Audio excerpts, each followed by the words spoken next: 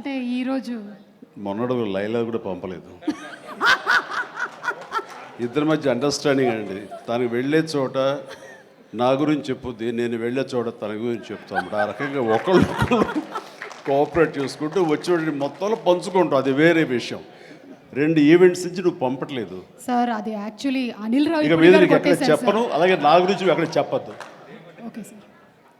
అనిల్ అంతే, మొన్న వచ్చాడు ఇప్పుడు వచ్చాడు, ఇవ్వాల్సి ఇవ్వలేదు కమిషన్. ఇప్పుడు మన ముగ్గురే దొరికాం కదా ఎవరికైనా ఫంక్షన్లు పిలవడానికి. అందుకు నీ మీద న్యాయంగా ఉందామా?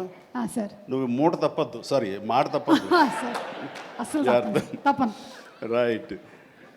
అంటే మొన్న ఆ ఫంక్షన్కి వెళ్ళాము, మళ్ళీ ఈ ఫంక్షన్కి నేను తప్ప ఎవరు లేరా అని మీకు అనిపించవచ్చు.